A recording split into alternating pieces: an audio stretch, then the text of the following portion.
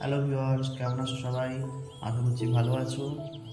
আর already তোমরা জানো যে আমরা অযোধ্যা পাহাড়ে রয়েছি, আর এটা সেকেন্ড দিন। তো সেকেন্ড দিনে আমরা কোথায় কোথায় যাচ্ছি, কোথায় কোথায় ঘুরবো, সবটাই ব্লগে রয়েছে, তোমরা দেখতে থাকো। আজকে আমরা ডে ট্যুর সাইট সিনে বেরোচ্ছি, ঠিক আছে? তো এখন আমরা এই গাড়িতে উঠবো, গাড়ি চলে এসছে এখান থেকে। তোর কোথায় নিয়ে যায় গাড়িতে ওঠার পর আমরা ঠিক করলাম প্রথমে আমরা উসুলডুংরি বলে একটা জায়গা রয়েছে অযোধ্যা পাহাড়ে, তো ওখানেই আমরা সর্বপ্রথম যাবো।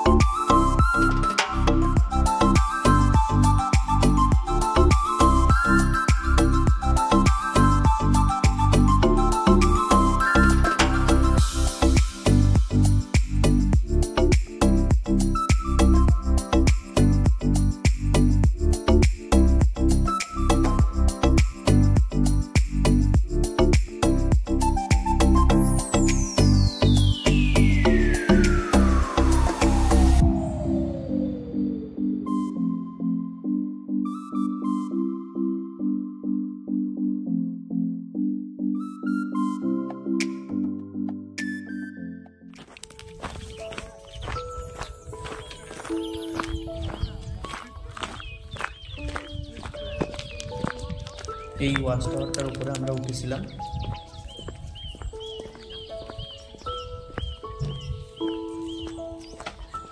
তো গাইজ, আমরা এখন আছি উসুলডুংরি বলে একটা জায়গায়, যেখানে চারিদিকে এই এরিয়াটা পুরোটা আমার পিছন সাইড থেকে দেখা যাচ্ছে, বোঝা যাচ্ছে। তোমরা অল্প অল্প বুঝতে পারছো, আমি পরের ভিডিওটা আমি আপলোড করছি। তো এই জায়গাটা বেসিক্যালি সানরাইজ এবং সানসেট দেখার জন্য, ঠিক আছে? আমরা এখন যেখানে আছি এটা হচ্ছে ওয়াচ টাওয়ারের ওপর। ওয়াচ টাওয়ারের ওপর থেকে দুর্দান্ত ভিউ পাওয়া যাচ্ছে, মানে অসম্ভব রকমের ভিউ পাচ্ছি আমরা এখান থেকে। তো তোমাদেরকে দেখাচ্ছি, এটা দেখো।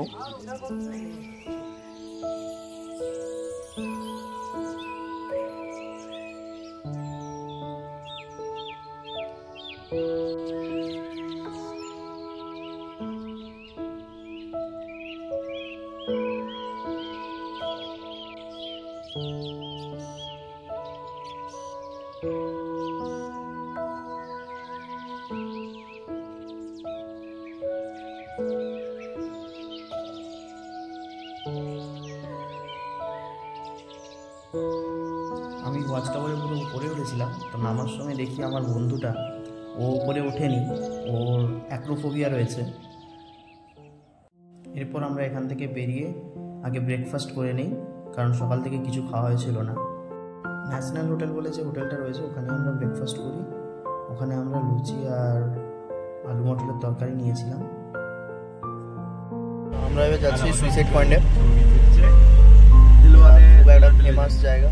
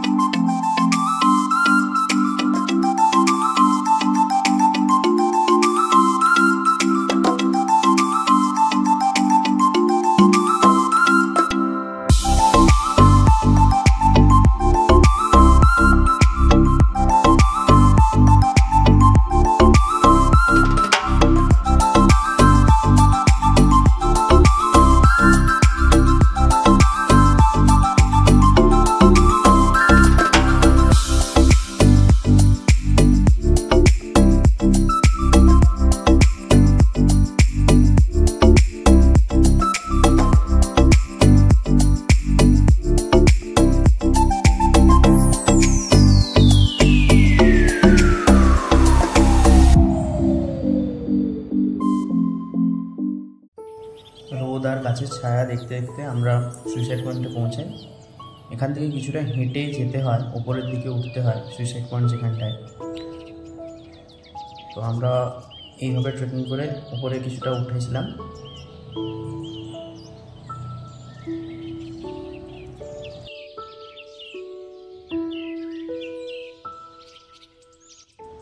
জায়গাটার নাম সুইসাইড পয়েন্ট হয়েছে কারণ অনেকেই বলে থাকে যে অনেকেই এখানে এসে সুইসাইড করে। জায়গাটা আসলে এতটাই সুন্দর, তো এখানে মনে হয় না এইরকম জিনিস হয়ে থাকে বলে। যাই হোক, আমরা ওই উঁচু টিলাটার উপর আবার গেছিলাম অনেকটা হেঁটে।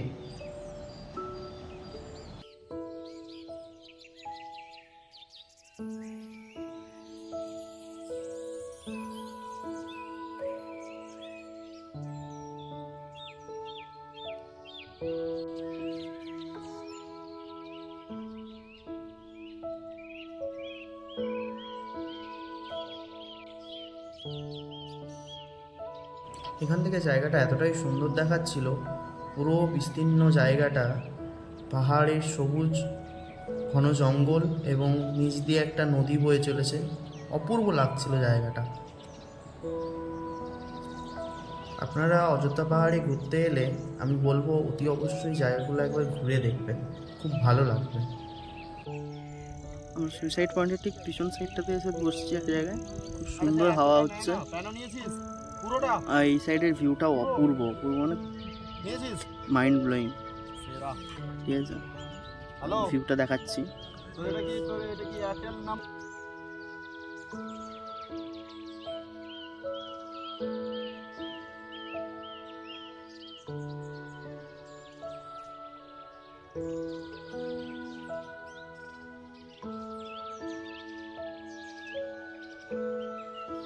এরপর আমরা ওখান থেকে বেরিয়ে আসি, দিয়ে এরপর আমরা যেখানে যাব জায়গাটার নাম ময়ূর পাহাড়।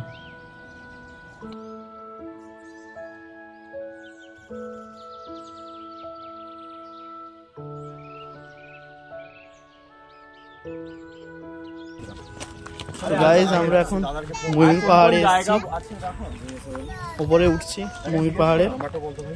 ঠিক আছে,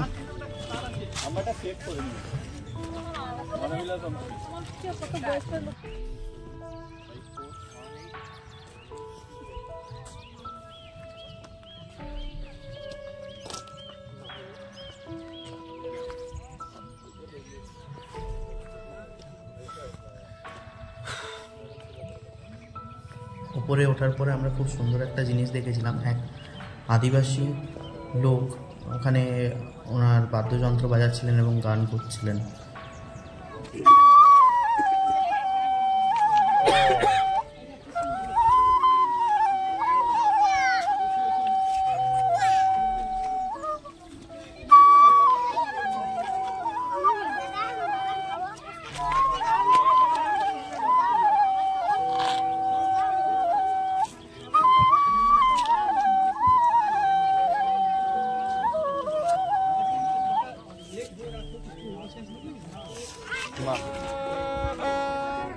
বাবু মানে জুমুর ময়দা মানে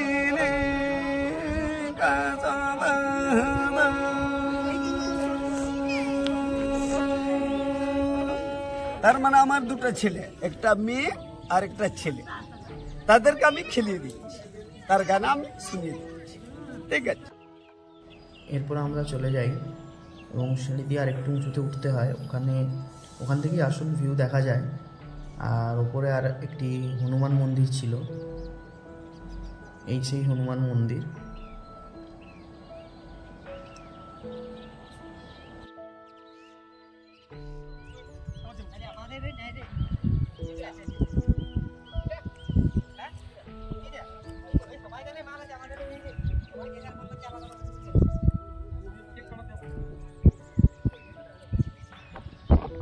এরপর আমরা নিচে নেমে আসি।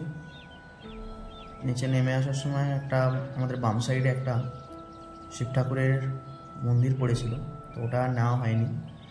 যাই হোক, নিচে নেমে এসে আমরা ওখানে একটা দোকান থেকে বিভিন্ন হ্যান্ডিক্রাফটের জিনিসপত্র কিনছিলাম বাড়ির জন্য।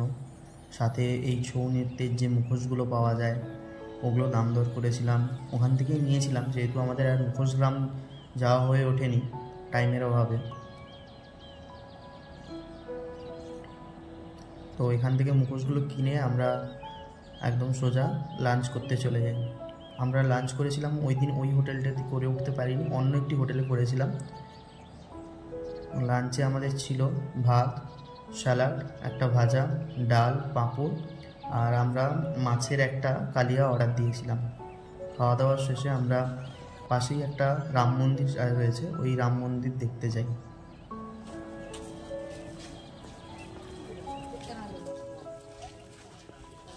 রাম মন্দিরে আর আমরা উঠিনি, কারণ আমাদের জামাকাপড়ও পরিষ্কার পরিচ্ছন্ন ছিল না এবং খাওয়া দাওয়া করেছিলাম, তাই আর ভেতরে ঢুকিনি।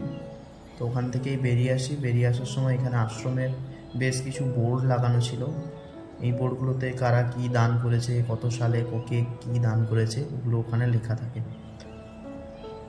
আরেকটি বোর্ড দেখলাম, ওই বোর্ডে লেখা ছিল যে এই পূর্বাঞ্চল যে অঞ্চলটা রয়েছে এখানে কি কি ঘুরে দেখার জায়গা রয়েছে, সেগুলো এই বোর্ডে মেনশন করা ছিল। এরপর ওখান থেকে আমরা বেরিয়ে এসে যাই একটা জায়গায়, জায়গাটার নাম সীতাকুণ্ড বলে। কথায় আছে এবং এখানকার আদিবাসী মুখেই আমরা শোনা যে এখানে মা সীতা এসেছিলেন যখন বনবাসের সময়, তখন নাকি উনি এসে এই জায়গাটাতে জল পান করেছিলেন। তো ওই কারণেই নাকি এই জায়গাটা, এই কুয়োর মতো যে জায়গাটা, এখান থেকে নাকি কখনোই জল শোকোয় না, এবং এই ভদ্রমহিলার কাছ থেকে আমরা এই কথাটা জানতে পেরেছিলাম। সত্যি সত্যি আমরা ভেতরে দেখেছিলাম সবসময় জল উঠতে আসে নিচ থেকে, অনেকটা ওই উষ্ণ যেরকম হয় না, ওই রকম। উনি বলেছিলেন যে এখানে বনবাসের সময় মা সীতা এসেছিলেন এবং এখানে জল গ্রহণ করেছিলেন। পাশেই একটি ছোট্ট ঝর্ণা ছিল, ওই ঝর্ণার জলে আমরা একটু পা ডুবিয়ে বসেছিলাম। তারপর ওখান থেকে আমরা বেরিয়ে আসি। বেরিয়ে এসে সোজা আমরা হোটেলে চলে যাই, কারণ তখন অলরেডি বিকেল হয়ে এসেছিলো এবং আমাদের একটু রেস্ট নেওয়া দরকার ছিল। সন্ধ্যায় আমরা বনফায়ারের ব্যবস্থা করতে বলেছিলাম আমাদের যে হোমস্টের ওনারকে, তো উনি করেও দিয়েছিলেন। সাথে আমাদেরকে একটা ওনাদের ট্র্যাডিশনাল একটা ফুড হয়, ওটা আমাদেরকে টেস্ট করতে বলেছিলেন বিশেষ করে। তো আমরা বলেছিলাম ঠিক আছে। তো ওনাকে যা যা দিতে হয় ওটা টাকা পয়সা আমরা দিয়ে দিয়েছিলাম, উনি ব্যবস্থা করে দিয়েছিলেন ওই ট্র্যাডিশনাল ফুডটা।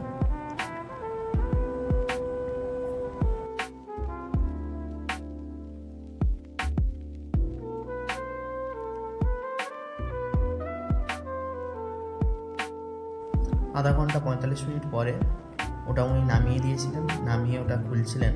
ওটা জিনিসটা কলা পাতায় মোড়া, কলা পাতা বা শাল পাতা এরকম কোনো একটা পাতা দিয়ে মোড়া, ভেতরে চিকেন দিয়ে ওটা করেছিলেন। অনেকটা আমরা যেরকম ওই বাড়িতে পাতুরি খাই না, ভেটকি পাতুরি বলুন বা ইলিশের পাতুরি, খানিকটা ওই রকম টাইপের জিনিস। ওখানে মাছ থাকে, এখানে চিকেন ছিল। ওই জিনিসটা অপূর্ব খেতে ছিল, মানে ওই টেস্ট বলে বোঝানো আপনাদেরকে যাবে না। খেয়ে দেখলেই একমাত্র আপনি অনুভব করতে পারবেন যে কীরকম টেস্ট, দুর্দান্ত ছিল। সেই জন্য অসংখ্য ধন্যবাদ আমাদের হোমস্টের ওনারকে, বুদ্ধেশ্বর লায়াবাবুকে অসংখ্য ধন্যবাদ ওটা আমাদেরকে টেস্ট করানোর জন্য। এরপর ডিনারে আমরা তেমন কিছু নিয়েছিলাম না, কারণ অনেকটা চিকেন খাওয়া হয়েছিল, তাই রুটি আর একটা সবজি নিয়েছিলাম। পরের দিন সকালবেলা আমরা রওনা দিয়ে দিয়েছিলাম আমাদের বাড়ির উদ্দেশ্যে। এর সাথে অযোধ্যা পাহাড়ের ব্লগটি শেষ হলো। কেমন লাগলো দুটো ব্লগ আমাকে অতি অবশ্যই কমেন্টে জানাবেন, আর ভালো লাগলে একটি লাইক দেবেন। আর যারা এখনও অবধি সাবস্ক্রাইব করেননি চ্যানেলটি, তারা অতি অবশ্যই চ্যানেলটি সাবস্ক্রাইব করবেন।